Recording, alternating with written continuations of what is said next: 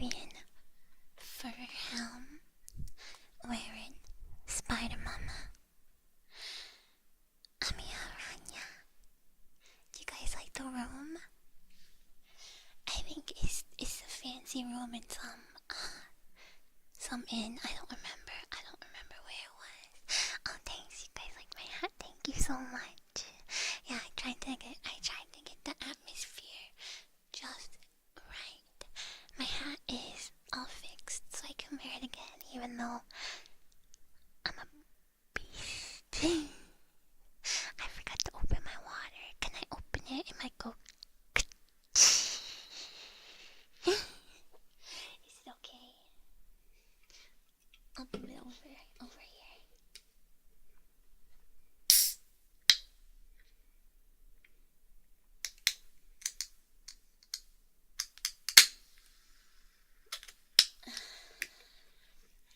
It's just water. It's just water.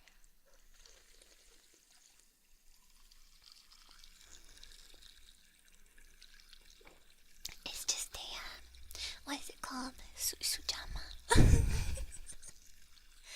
Why does your water taste like snake?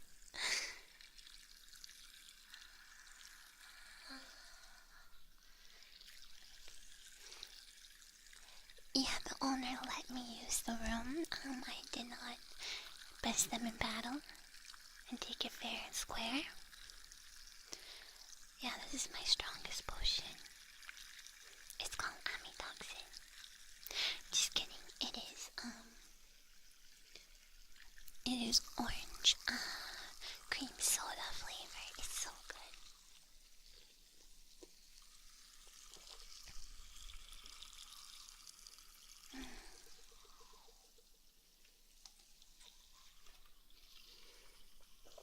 So, it's not orange dreamsicle. It's creamy soda. I stand corrected. But it tastes like an orange dreamsicle. I'm not gonna pour bubbly water in your guys' ears. But you can hear it because it has a nice sound, I think. Alright, so I've temporarily, sorry about that. I've temporarily emptied my pockets and bags of all of my various treasures, and I should not be drinking bubbly water. Dragon has my stream.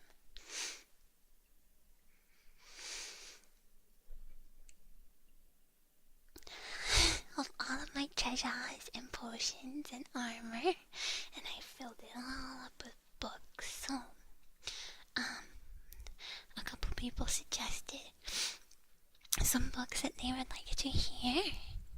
So I got a couple of them ready.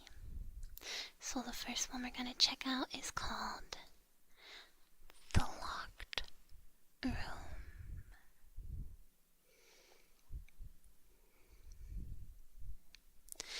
Okay.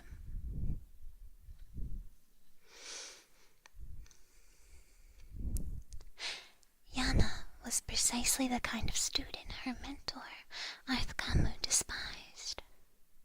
The professional amateur.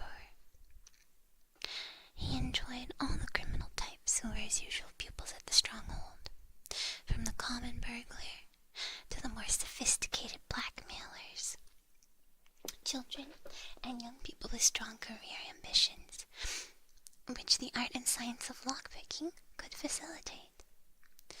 They were always interested in simple solutions, the easy way, but people like Yana were always looking for exceptions, possibilities, exotica. For pragmatists like Arth Camus, it was intensely vexing. The Red Garden Maiden would spend hours in front of a lock, prodding at it with her wires and picks, flirting with the key pins and driver pins, exploring the hall with a sort of casual fascination that no delinquent possesses. Long after her fellow students had opened their test locks and moved on, Yana was still playing with hers, that she always opened it eventually, no matter how advanced a lock it was, irked Arthkamu even further. "You're making things much too difficult," he would roar, boxing her ears.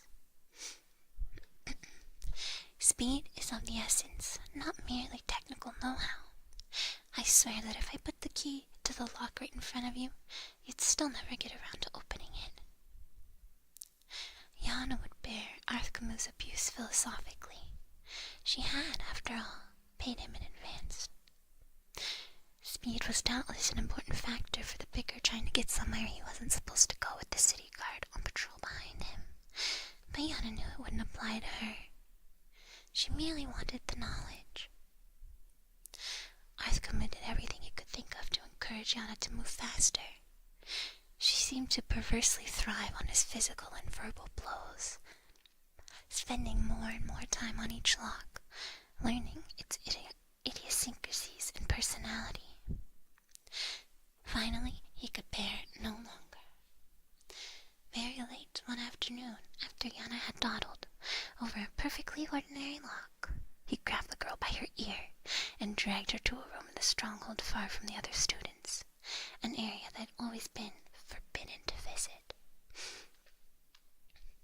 The room was completely barren, except for one large crate in the center. There were no windows and no other door except for the one leading in. Arthkamu slammed his student against the crate and closed the door behind her. There was a distinct click of the lock.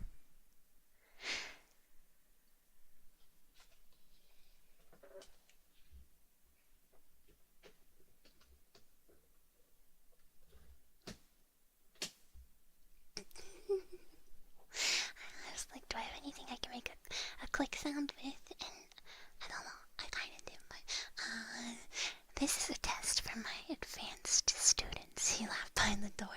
See if you can escape. Yana smiled and began her usual slow process of massaging the lock, gaining information. After a few minutes had gone by, she heard Arthkamu's voice again call out from behind the door. "Oh my god, she's gonna drown. That's so scary." "No, it's just a regular room. Perhaps I should mention..." "Oh my god, maybe you're right. That this is a test of speed. You see that crate behind you? It contains a vampire ancient who has been locked in here for many months. It is absolutely ravenous. In a few minutes' time, the sun will have completely set, and if you have not opened the door, you'll be nothing but a bloodless husk." Yana considered only for a moment whether Arthkamu was joking or not. She knew he was an evil, horrible man, but to resort to murder to teach his pupil? The moment she heard a rustling in the crate, any doubts she had were erased. Ignoring all her usual explorations, she jammed her wire into the lock, thrust the pegs against the pressure plate, and shoved open the door. Arthkamu stood in the hallway beyond, laughing cruelly. "So, now you've learned the value of fast work." Yana fled from Arthkamu's stronghold, fighting back her tears. He was certain that she would never return to his tutelage, but she considered that he had taught her at last a very valuable lesson. When she did return the next morning, Arthkamu registered no surprise, but inside, he was seething. "I'll be leaving shortly," she explained quietly, "but I believe I'd developed a new type of lock, and I'd be grateful if you could give me your opinion of it." Arthkamu shrugged and asked her to present her design. "I was wondering if I might use the vampire room and install the lock. I think it would be better if I demonstrated it." Arthkamu was dubious, but the prospect of the tiresome girl leaving at last put him in an excellent and even indulgent mood. He agreed to give her access to the room. For all morning and most of the afternoon, she worked near the slumbering vampire, removing the old lock and adding her new prototype. Finally, she asked her old master to take a look. Yeah, she was watching Lockpicking Lawyer for sure. She could get the Ben and Jerry's ice cream lock open.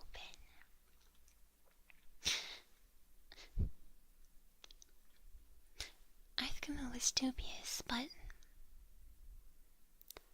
Oh, I read that. He studied the lock with an expert eye and found little to be impressed with. This is the first and only pick-proof lock, Yana explained. The only way to open it is to have the right key. Arthkamu scoffed and let Yana close the door, shutting him in the room. The door clicked and he began to go to work. To his dismay, the lock was much more difficult than he thought it would be. He tried all his methods to force it, and found he had to resort to his hated student's method of careful and thorough exploration.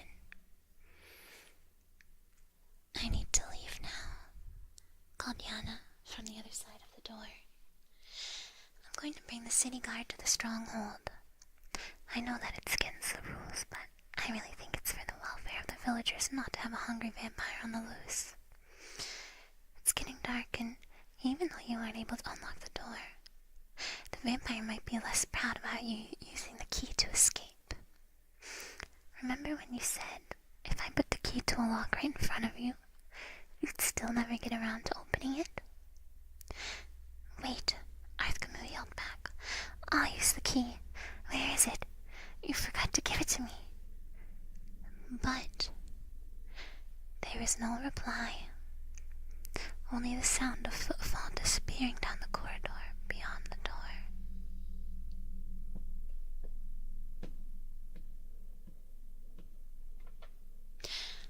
Arthkamu began to work harder on the lock, but his hands were shaking with fear. With no windows, it was impossible to tell how late it was going to be. Were minutes that were flying by, or hours? He only knew that the vampire ancient would know. The tools could not stand very much twisting and tapping from Arthkamu's hysterical hands. The wire snapped in the keyhole.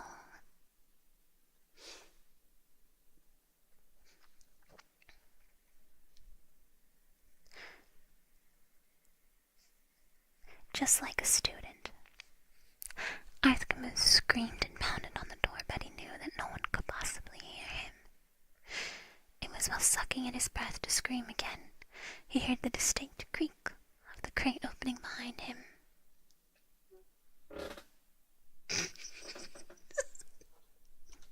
That was a little loud, baby, sorry.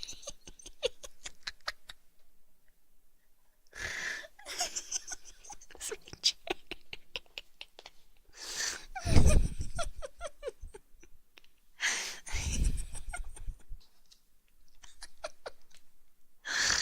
I apologize.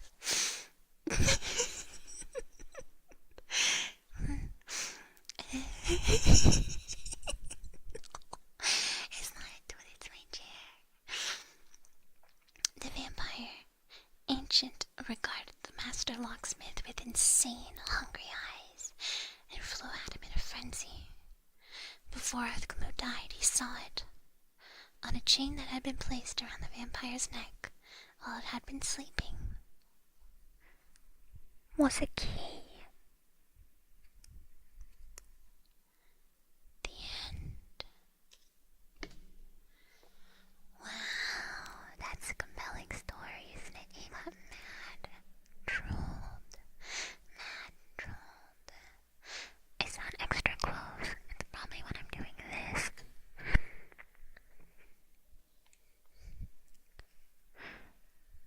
I'm touching the side of the microphone.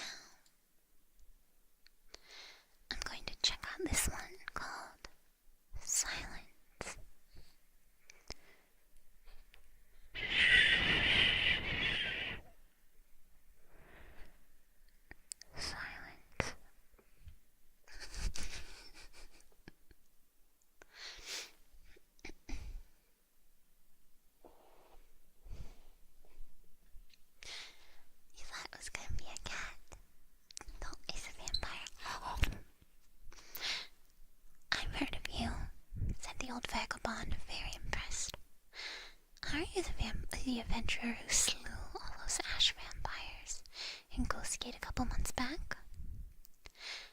That I am, said Aristian Silverthorn, with a weary smile for his admirer. He knew that his name was not yet legendary, and it was best to be polite. And you are?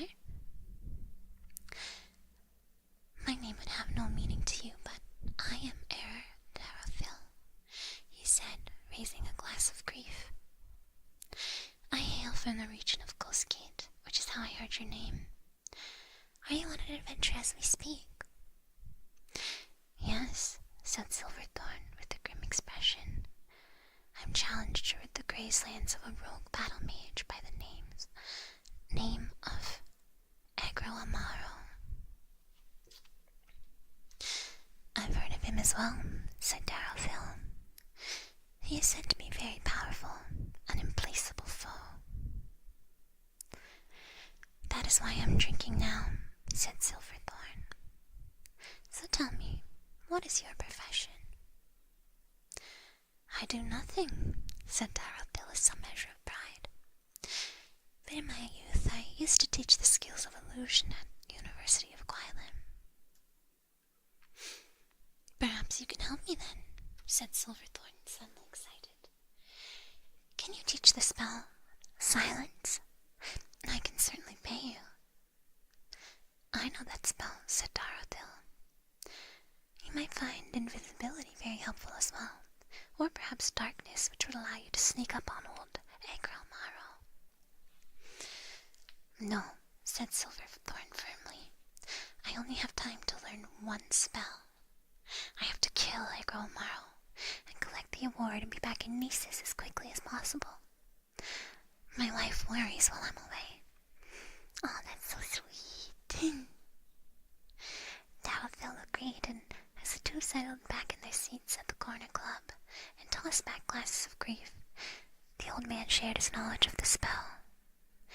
He explained what it truly meant to bend sound, creating a cone of silence as glass can bend light. He had Silverthorn close to his eyes while he tapped the side of his glass.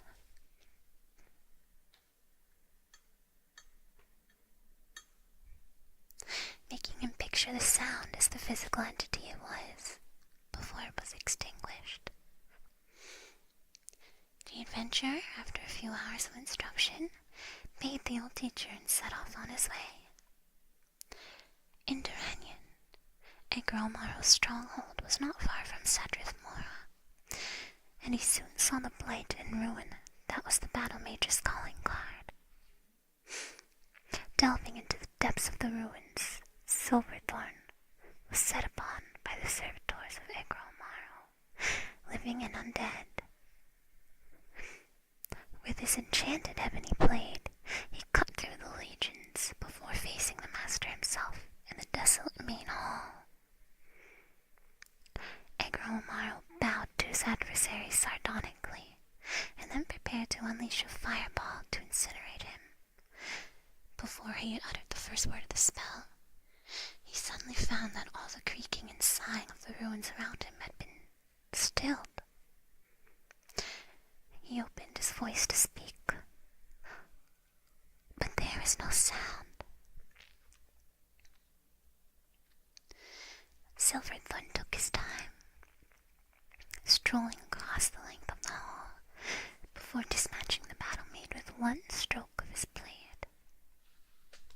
Lightning bolt, lightning bolt. The Avenger rushed back to the Tribunal Temple where he'd received his quest, accepted the gold and the thanks, and was back in his house in Nisus a few days later. His wife, Laya, was beside herself with worry. All I could do night after night is toss and turn. I kept imagining you burned to ashes by that battle mage. And where would that leave me? Do we have enough gold that I could support myself if you, Saint Saren, let it not be so, or killed during one of these jaunts? I don't think so. Why couldn't you get a nice position at the Fighters Guild right here in town? I hear they're looking for a trainer for the Imperial Guard. I know. You want a life of adventure and danger and freedom, but if you'd only take one moment to think of me, stuck here all by myself worrying about you. I suppose you'd like it if I took more of an interest in your work, but it's like I was telling Sir Calicio Vignum the other day. I said, Calicio, what good is a husband? Laia continued to talk, deaf to the fact that her words were dead before they left her mouth. Silverthorn smiled and nodded his head, enjoying the silence.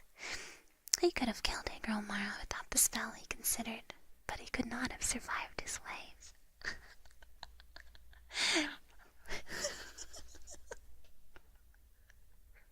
How rude! How rude! Hey, I hate my wife, am I right? Jeez.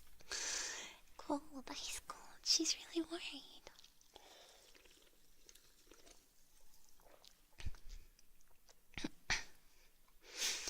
The end. So that was Silence. And that one's written by Ganfaril Alchemist. I think that's not a real person. I think it's someone in the game. I mean, it is a real person. Ganfaril Alchemist. I met him. I know well who that is. That's an author. An author of sorts, yes.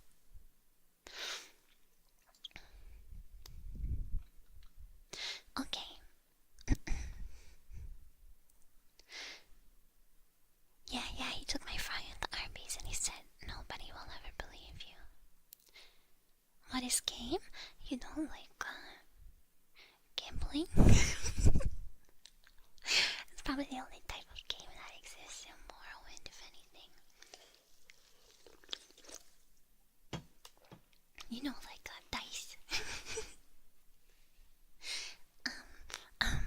Throw stick through rolling hoop. Sorry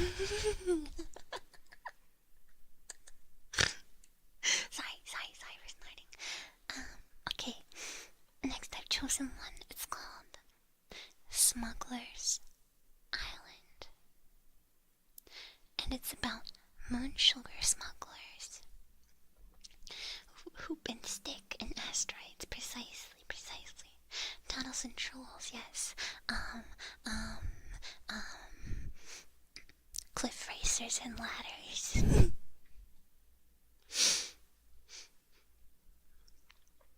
I'm not a moon sugar smuggler.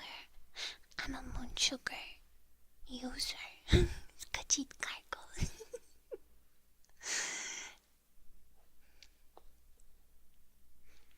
Eels and escalators, more impious, that's right.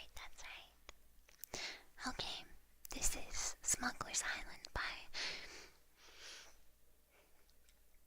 Guarde Anarion. It took a little over an hour for Harithel to search the island from one end to the other. He turned back to Cerise, who was where he left him. There's a table in this book. Half buried in the sand to pack his broken bones. One of the crates of moon sugar was open. You were sampling my merchandise, said Harithal angrily. It takes away the pain, said Cerise. How far away are we? We didn't make it as far as the mainland, said Harithal. I can't see the coastline at all, but that's not all. I haven't found anything edible anywhere, just weeds and a few scraggly trees. And no other survivors? Asks Riz. No. Looks like we're the only ones, I guess. The nice way to look at it is that we're rescued. That if we're rescued, we can divide the profits between 2 rather than between 12. So we'll either be rich or dead,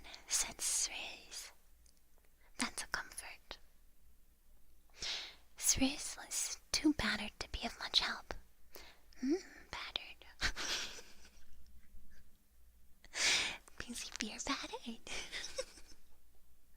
I'm sorry, that's a very off-world interceptor mystery science theater-esque commentary that I did. I apologize.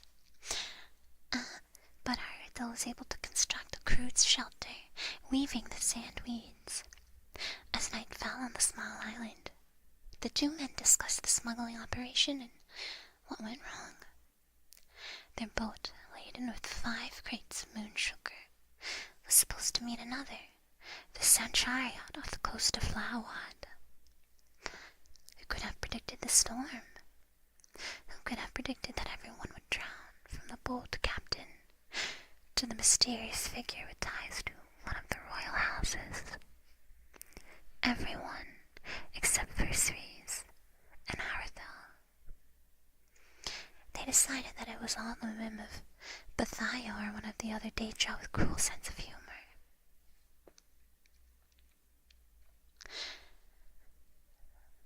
Finding fresh water was their first goal, and it turned out to be a fruitless quest. Haruto dug deeply, but there were no springs under the island, just sand and rock. Ceres felt panic seizing his soul until he saw the small, quick, golden fish swimming at the edges of the island. He had read somewhere that fish not only were food, but there was always a little fresh water within them. If we could catch one, the 2 men could be saved. With his broken legs, he was a pathetic predator, and he was soon reduced to hurling rocks at the alert and nimble little fish. Haruto watched Ceres' futile endeavor for a little while before getting to work. He used his small knife to whittle a point on a long, straight tree branch until he had fashioned a spear. Again and again, he thrust the spear at the fish, but he had no more success than Ceres and his stones. "Have you never used a spear before?" asked Ceres.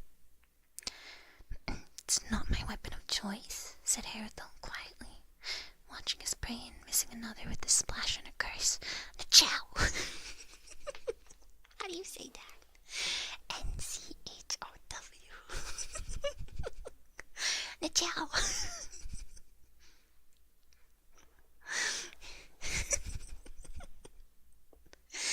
Ceres laughed. "Do you want a rock?" Haruto ignored Ceres' murmuring. The trick, as I've heard it, is to anticipate where your target's going to go, and aim your spear there, not where they are now. I just have to observe them a little longer. Why can't the little fetchers swim in straight lines? After an hour of flailing about, Haruto, by luck, managed to spear a fish. The men tore it apart and ate it raw. As the weeks and days went by, Haruto got better and better until he was able to strike quickly and with great accuracy. He could hit a fish by throwing the spear or by plunging one at his feet. Ceres made a fire, but being lame, he had to rely on Haruto for all the food. Ka-chow! It was nearly 2 months after washing ashore that the men saw a boat on the horizon. They set a large fire, and the crew saw them. As it approached, they saw it was the Sand Chariot, the very boat they were to have met the night of the storm. The smugglers aboard would pay them good money for the moon sugar. Luckily, Ceres had only used a little bit of it, and they still had 5 nearly full crates. They were not only going to be saved, they were going to be rich, just as Haruto had said. Haruto excitedly started to help Ceres to his feet, but the man rose on his own. "You can walk," he said, laughing. "It's a miracle." "Ceres is not too steady, though," said Ceres. "Would you gather up the crates?" Haruto, overjoyed at rescue at long last, began picking up Wish you had told me you could walk, though, mate. I could have used your help spearing dinner all these months. Cerise watches, though, said Cerise. You'd be surprised how much you can learn just by watching. Don't forget the 5th grade over by the tree. Cerise shuffled over to the shore and saw the boat was only a few minutes from landing. And Cerise listens. When you said a fortune divided by 2 was more profitable than a fortune divided by 12, Cerise listened to that, too. Cerise shuffled back to the crate by the tree. And it occurred to Cerise that a fortune divided by 1 was even better. Cerise pulled the spear out of Herithel's skull. The trajectory had been perfect. It had fallen down from the branches as soon as the crate was removed, just as he had planned. Like you said, the trick is to anticipate where your target's going to go and aim your spear there. Cerise pushed the crate to the shore and waved the boat in. Man, that guy's pure evil. That's so rude to let someone catch food for you for all those months. And then, how can you live with yourself? How can you live with yourself? I wonder what kind of like species Cerise is, though, because he keeps saying his name in first person. I feel like that's a thing Khajiit do. So I'm hoping it's not a Khajiit, you know? that wouldn't bode well. Riz. I'm not rooting for Riz. I don't like. Another day where your fear of Lightning McQueen grows. That's a Khajiit move. No, don't say that. He's a Kara Lightning McQueen. The Nile isn't just a river in Egypt. No, it's one of those Argonians. This book was called Smuggler's Island. The line where he just started throwing rocks at the fish got me good. It was the lizard. It was one of them Argonians. They also talk like that. Okay. Let's see what else I got here.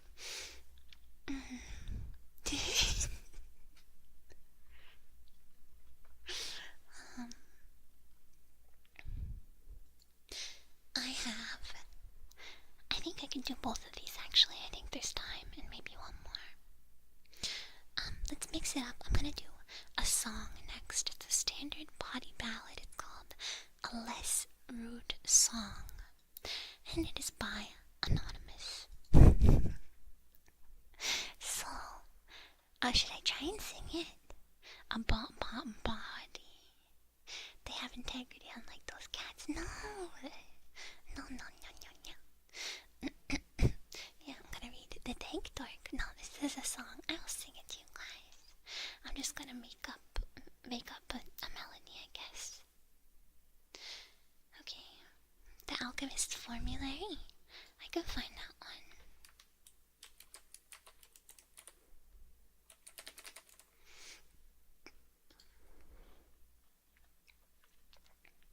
Okay.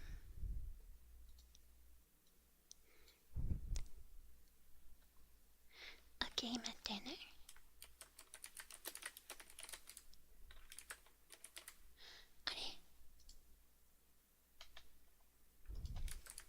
Sorry for the typing. A game at dinner. Okay. So, the song. They say the Iliac Bay is a place to barrel around. Oh my god. Without a bit of a peril on, as advertised in that carol song. A tune that sung as the west wind blows, about it lovely not wearing any clothes. Ladies singing high notes, men singing laws, implying that the most luscious depravity and complete absence of serious gravity can only be found in the waterous cavity of Iliac Bay.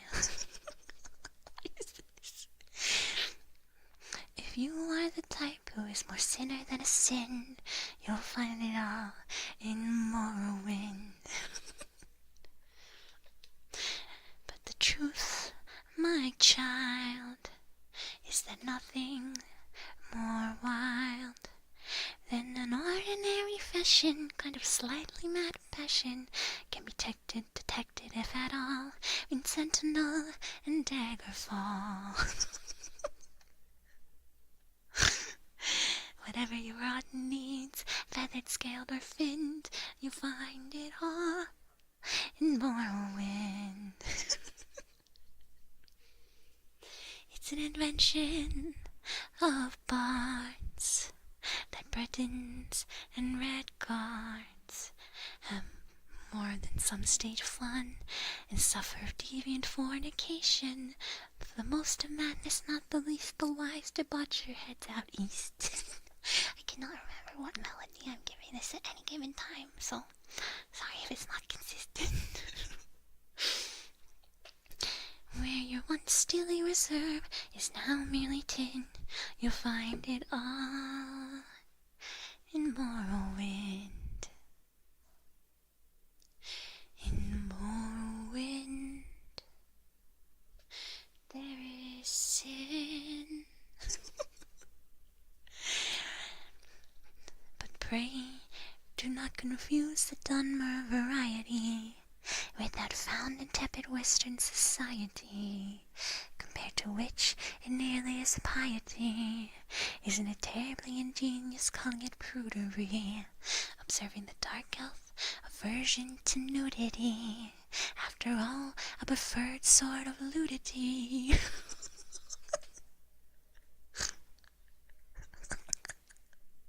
What have I chosen? In these parts is far more pernicious, from the ashlanders to the wettest fishes. You'll find pleasure and pain quite delicious in Morrowind. If you find yourself with unkind kinship with your kin, you'll find it all in Morrowind. Less rude song should have been a hint, but it says less rude. It says less rude, so it shouldn't be rude at all. The Lusty Arcodian Mate is way worse than this. Have you read that thing? It's way worse. Okay, enough of that. Enough of that.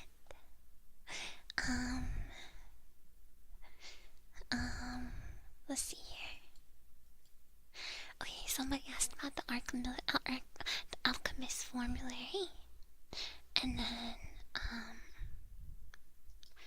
a game at dinner. We will read as well. And I think that's probably all I'll have time for today. That song was whack. I don't even understand what most of it meant, to be real with you guys. Okay. Yeah, do you think there was a more rude draft? That was the Kids Bop version. Okay, good. I apologize. The rest of these are not. These ones that you guys suggested, the Alchemist formulary and a game at dinner, these ones are fine, right? They're not? Yeah, bye. Oh god. Oh boy. Nightbot, it's not. I'm not playing a game right now. I'm not playing games with you, Nightbot. Okay, I'll read the Alchemist formulary first since it's shorter. Healer's recipes. Healers should all know the recipes for the following popular potions. Fortunately, in most cases, the ingredients are common and cheaply obtained. To restore health to the afflicted and wounded, combine in equal parts 2 or more of the following cheap and common ingredients: marshmallow, wheat, corkball root, and saltries. Marshmallow is an important crop of the Ascadian Isles, but it also grows wild in the grazelands and on Azura's coast. Wheat is a wild ashland grain that grows in the grazelands. Corkbulb grows best in the Ascadian Isles. Most saltries comes from the southeastern Morrowind, but there are also some new and prospering farms and plantations in the Ascadian Isles. Saltries occasionally grows wild in the grazelands and on Azura's coast. To restore fatigue after heavy exertion, combine 2 or more of the following: crab meat, bread, small kwama egg, and chokeweed. Crab meat is taken from the mud crab, commonly found along all coasts. Bread in Morrowind is usually baked from saltris flour. Kwama eggs are harvested from egg mines and sold everywhere in Morrowind. The smaller eggs retain properties lost in later stages of gestation. Chokeweed is a tough shrub growing in the rocky highlands of the West Cache. To cure common diseases, combine grave dust and green lichen. Grave dust is a spirit-affinitive dust taken from a remains buried in consecrated ground. Green lichen is a hardy primitive plant that grows in the Ascadian Isles and Azura's coast. To restore magicka for spellcasting, combine cornberry and frost salts. Cornberry is a bitter berry used to make wines. It grows mainly in the Ascadian Isles. Frost salts, by contrast, are rare and expensive. These crystalline compounds precipitate from elemental frost in solution.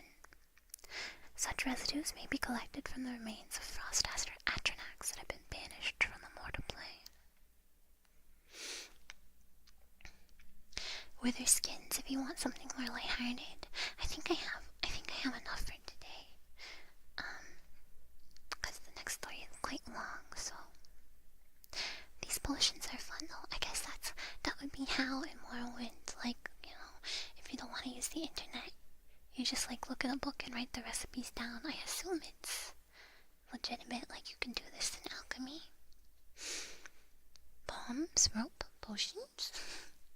Feels like a cookbook. Yeah, it's actually immersive. I agree with the person who suggested this.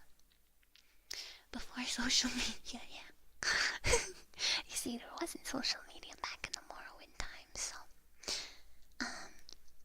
Travelers' recipes.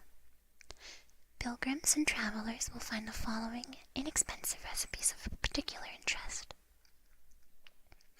Feather reduces the weary traveler's burdens and can be gained from heather and scuttle. Heather is a low evergreen shrub of the Ascadian Isles known for its small, pinkish-purple flowers. Scuttle, Vardenfell's local favorite dish, is similar to cheese and made from the flesh of local beetles. Levitation can be produced from any of the 2 following ingredients: trauma root, razor plumes, and coda flowers. A thick, bitter-tasting root of the trauma shrub grows in the ashlands, Molacamer, and Red Mountain regions. Razor plumes are plucked from dead cliff razors. Coda flowers are collected from the primitive draggletail plant of the Bitter Coast. The power of water breathing is handy for travelers. A potion may be made from 2 or more of the following ingredients: luminous rusula, hackalo leaf, and clamacuddle. Luminous rusula is a squat, mottled brown and green toadstool mushroom of the Bitter Coast region. Hackalo leaf is a succulent leaf of the grazelands, prized for its taste and restorative powers.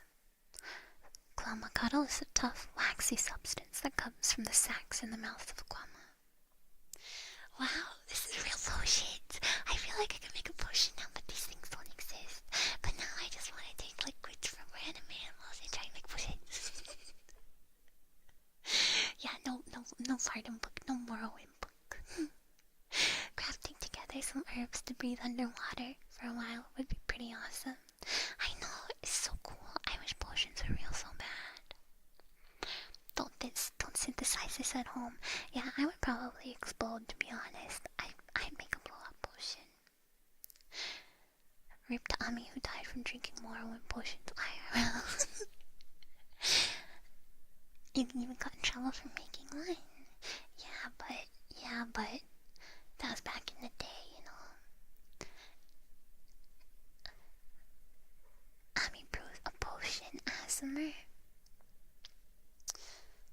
I feel like the cat one was kind of that, but it wasn't focused on the potion. Yeah, potion brewing would be fun. It could be like just making tea but with a slightly modified script. Anyway, you're too strong for travelers. You can't handle it. Time to get into chemistry. I guess that's technically potion. Alright, adventurers' recipes. Unfortunately, the potions most favored by adventurers require more rare and expensive ingredients. There are exceptions, like the easy and affordable recipe for Fire Shield. But most such potions require at least one ingredient with high cost in coin or blood.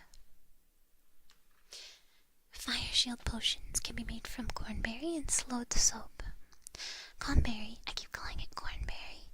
Cornberry is the bitter berry of the Ascadian Isles. Slowed soap is a waxy substance made from the immature, non-sentient forms of the slowed. Slowed soap is not expensive, but is only rarely stocked by apothecaries or alchemists, and cannot be collected locally. An adventurer can fortify his strength with the potion made from ash yams and drug wax. Ash yam is a tough tuberous root vegetable common to Ascadian Isles region.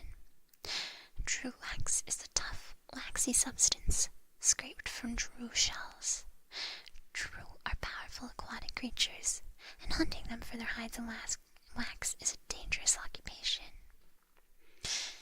Invisibility, one of the most prized effects of potions, can be only made from crushed diamonds and bittergreen petals. Bittergreen is a red flowering plant growing in the Red Mountain region. Diamonds, on the other hand, are very expensive and usually must be purchased from fine alchemists. Alright, that's the end of the Alchemist formulary.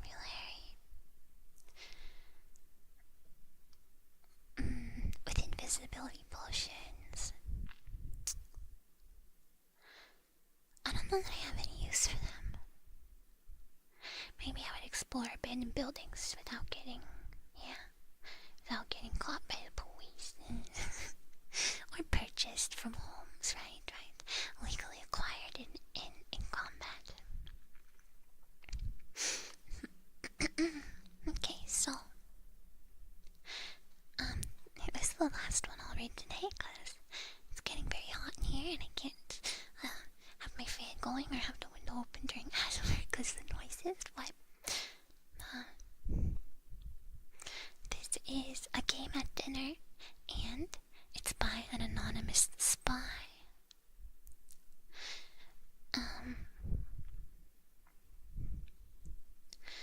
So, a foreword from the publisher. The history behind this letter is almost as interesting and dark as the story it tells. The original letter to the mysterious...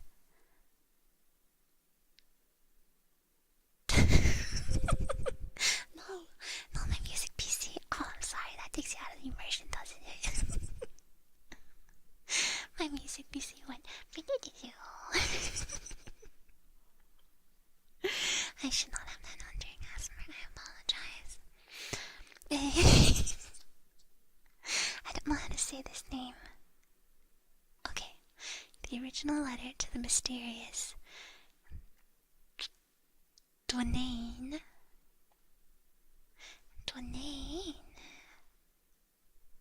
Yeah, that's a very strange sounding spell, yeah.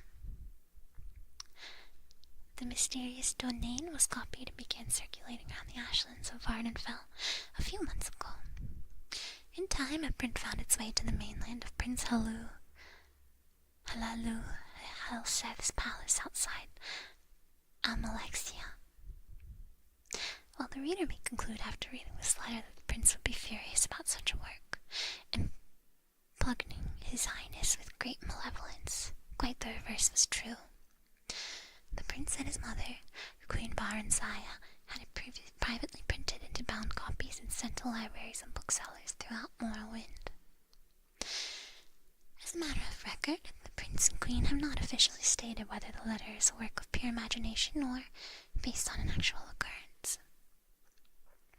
The House Dress has publicly announced the work, and indeed, no one named Twanane, despite the suggestions in the letter, has ever been linked to the house.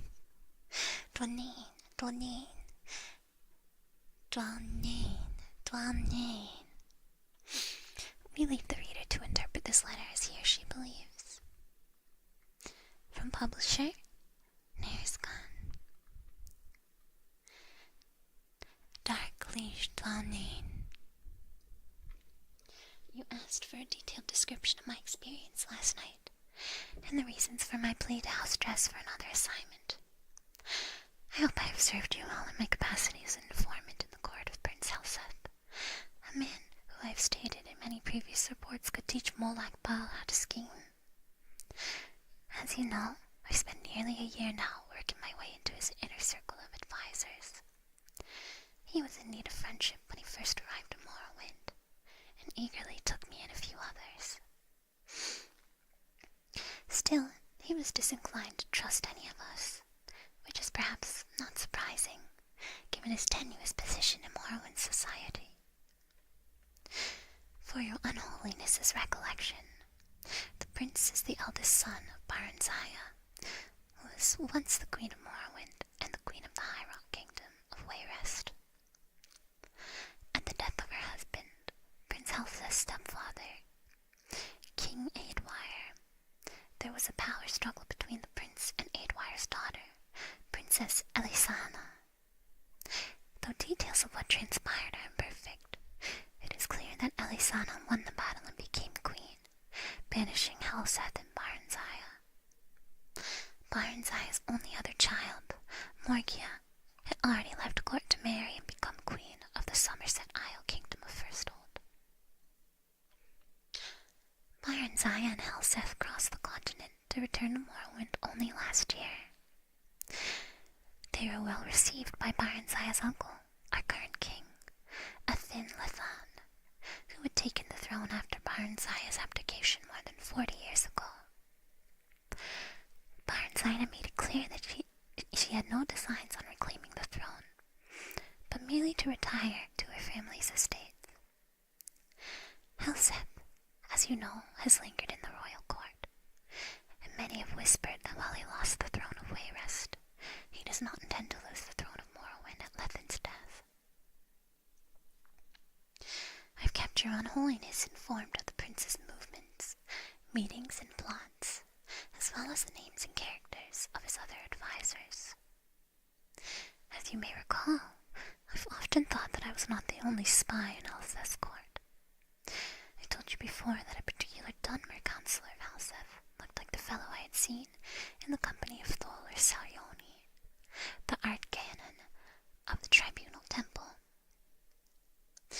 Another, a young Nord woman, has been verified to visit the Imperial Fortress in Palmora. Of course, in their cases, they might well have been on Helseth's own business, but I couldn't be certain. I had begun to think myself paranoid as the prince himself when I found myself doubting the sincere loyalty of the prince's chamberlain, Burgess, a Breton who had been in his employ since the days of the court of Wayrest. That is the background on that night. Last night.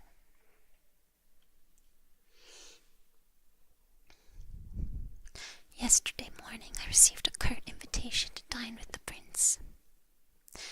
Based only on my own paranoia, I dispatched one of my servants, who is a good and loyal servant of House Dress,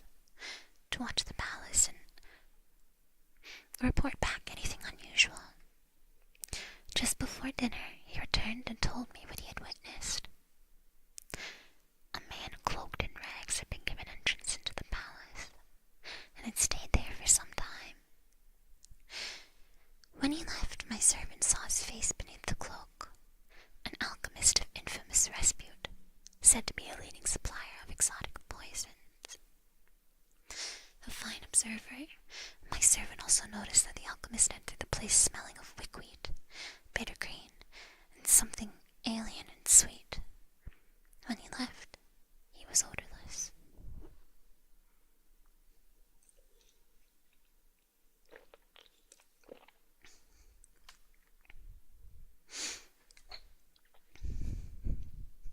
Sorry. I wasn't drinking a potion, that was just water. He had come to the same conclusion I did. The prince had procured ingredients to prepare a poison. Bitter green alone is deadly when eaten raw, but the other ingredients suggested something far deeper.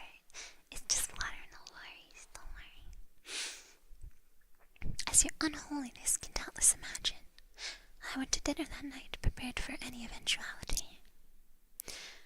All of Prince Health's other counselors were in attendance, and I noticed that all were slightly apprehensive. Of course, I imagined I was in a nest of spies, and all knew the prince's mysterious meeting. It is just as likely that some knew of the alchemist's visit, while others were simply concerned by the nature of the prince's invitation. And still others merely unconsciously adopted the tense disposition of their fellow, better informed counselors. The prince, however, was in fine mettle and soon had everyone relaxed and at ease. At 9, we were all ushered into his dining hall where the feast had been laid out. And what a feast! Honeyed color apples, fragrant stews, roasts and various blood sauces, and every variety of fish and fowl expertly and ostentatiously prepared. Crystal and gold flagons of wine, Flynn, Cheyenne, and must were at our seats to be savoured as appropriate with each course. As tantalizing as the aromas were, it occurred to me that in such a maze of spices and flavors, undiscreet poison would be undetectable.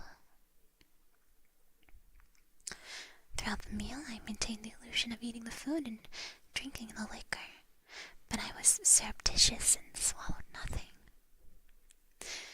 Finally, the plates of food were cleaned from the table, and a tureen of spicy broth was placed in the center of the banquet. The servant who brought it then retired, closing the banquet hall door behind him. "It smells divine, my prince," said the Marchioness Kolkar, the Nord woman, "but I cannot eat another thing." "Your Highness," I added, feigning a tone of friendliness and slight intoxication, "you know that everyone at this table would gladly die to put you on the throne of Morrowind. But is it really necessary that we gorge ourselves to death?" The others at the table agreed with appreciative groans. Prince Alceth smiled. "I swear by Vernima that the gifter, my dark liege, even you have never seen a smile such as this one." Ironic words. You see, an alchemist visited me today, as some of you already doubtless know. He showed me how to make a marvelous poison and its antidote. A most potent potion, excellent for my purposes. No restoration spell will aid you once you've ingested it. Only the antidote in the tureen will save you from certain death. Oh, Vernima is the Dreamweaver. The Prince of Dreams and Nightmares, the Gifter, the Mistress of Nightmares and Dark Potence, the Lady of Nightmares, the Weaver of Dreams, the Queen of Nightmares, oh, the Dreamweaver. Hey, that's me. That's you guys, actually.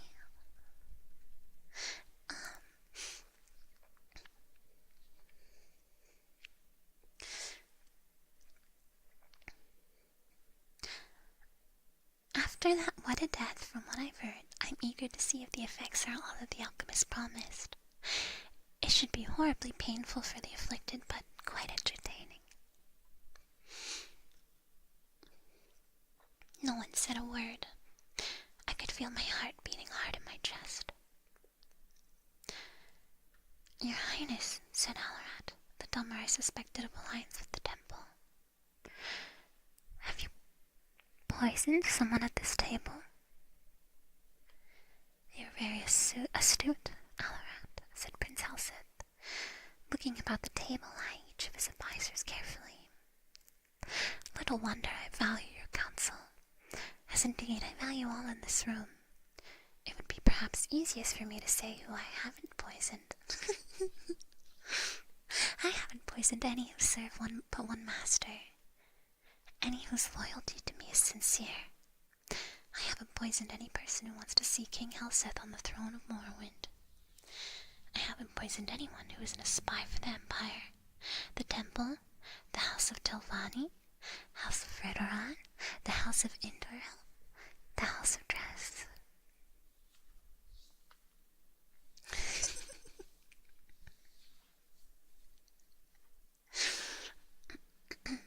Don't worry, I'm not gonna drink yet. I can detect poison as a spider. Them Daedric cultists don't sound so bad. Well, I don't know. Royalty is another can of worms. That's my class ability. I can tell when something is poison or not. Your Unholiness. He looked directly at me at his last words. I know that in certainty. My face is practiced at keeping my thoughts from showing, but I immediately thought of every secret meeting I've had, every coded message I sent to you in the house, my dark liege. What could he know? What could he, even without knowing, suspect? I felt my heart beating even faster. Was it fear or poison? I couldn't speak, certain as I was that my voice would betray my calm facade. Those loyal to me who wish harm on my enemies may be wondering how I can be certain the poison has been ingested. Is it possible that the guilty party, or dare I say, parties, were suspicious and merely pretended to eat and drink the night? Of course.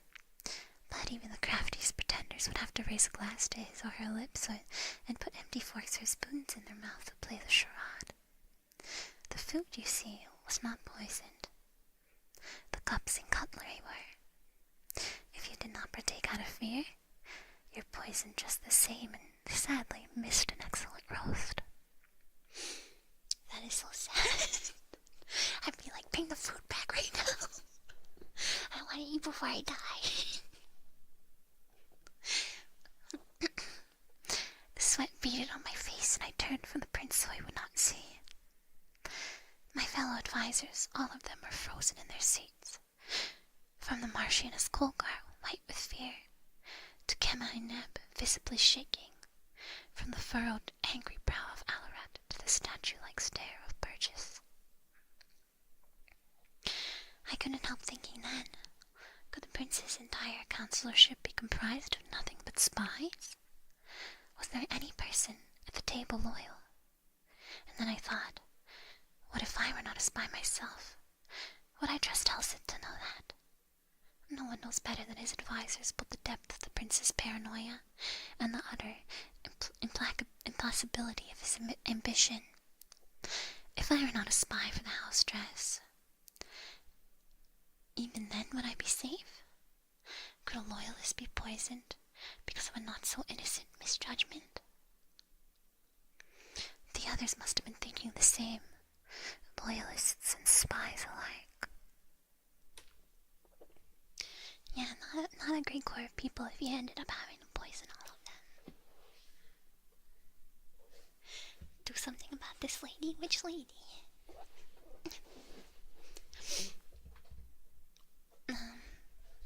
Sorry, that squeaking sound is my croc. I just put my foot on top of my croc slipper. Just a little bit of rubber creaking. I apologize. whirled, I could hear the prince's voice addressing all assembled. The poison acts quickly. If the antidote is not taken within 1 minute from now, there will be death at the table. I couldn't decide whether I had been poisoned or not.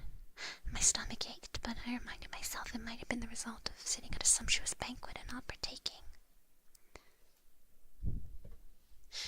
My heart shook in my chest, and a bitter taste like trauma root stung my lips. Again, was it fear or poison? What manner of enchanted footwear is that? It is made from the hide of the, It is made from the hide of the, Vivek Croc-Mulator.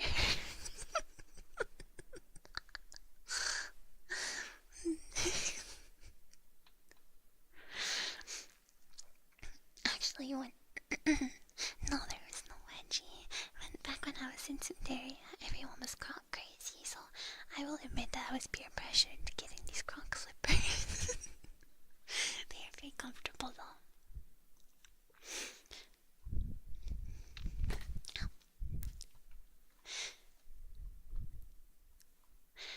These are the last words you will hear if you are disloyal to me, said Prince Halseth, still smiling that damned smile, as he watched his advisors squirming in their seats. Take the antidote and live. I think I know what he's doing. I think no one was poisoned, but he's seeing who will expose themselves as having maybe been poisoned. Maybe that's just my snap judgment. Could I believe him? I thought of what I knew of the prince and his character. Would he kill a self-confessed spy at his court, or would he rather send the vanquished back to his masters? The prince was ruthless, but either possibility was within his manner. Surely the theatricality of this whole dinner was meant to be a presentation to instill fear. What would my ancestors say if I joined them after sitting at a table, eventually dying of poison? What would they say if I took the antidote, confessing my allegiance to you and House Dress, and was summarily executed? And I confess, I thought of what you might do to me, even after I was dead. I had grown so lightheaded and filled with my own thoughts that I didn't see Burgess jump from his seat. I was only suddenly aware that he had the tureen in his hands and was gulping down the liquid within. There were guards all around, though I never noticed them entering. Burgess, said Prince Halthsith, still smiling. You've spent some time at the Ghost Gate, House Redoran? You didn't know? Burgess laughed sourly. No, House. I report to your stepsister, the Queen of Wayrest. I've always been in her employ. By Akatosh, she poisoned me because you thought I was working for some damnable dark elves. You're half right, said the prince. I didn't guess who you were working for, or even that you were a spy. But you're also wrong about me poisoning you. You poisoned yourself when you drank from the tureen. Your Unholiness, you don't need to hear how Burgess died. I know that you've seen much over the many, many years of your existence, but you truly don't want to know. I wish I could erase the memory of his agonies from my own mind. The council was dismissed shortly thereafter. I do not know if Prince Halseth knows or suspects that I too am a spy. I do not know how many others that night, last night, were as close as I was from drinking from the tureen before Burgess did. I only know that if the prince does not suspect me now, he will. I cannot win at the games he mastered long ago at the court of Wayrest, and I beg your Unholiness, my dark leash, to use your influence in the house dress and dismiss your loyal servant from this charge.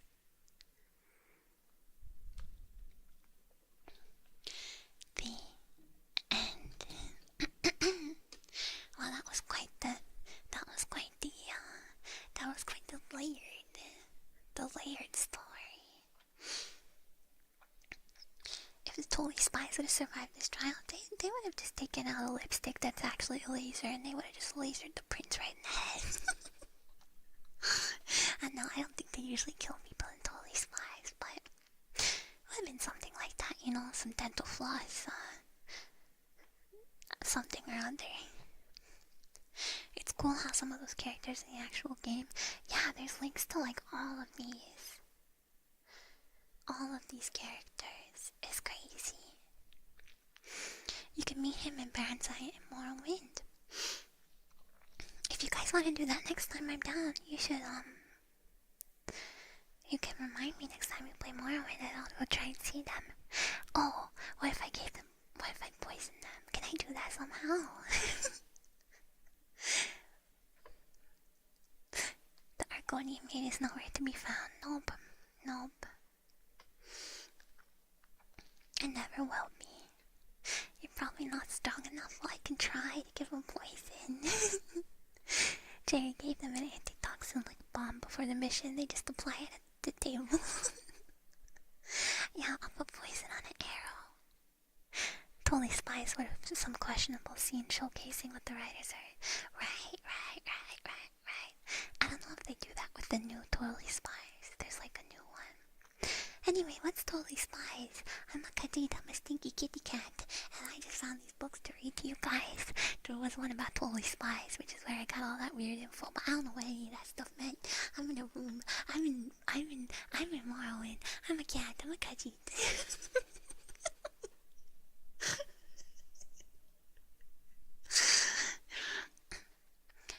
Yeah, it's gonna turn. I'll get a potion that turns you into a Khajiit. Yeah, I'm glad you guys liked it. I'm just a cute little kitty cat.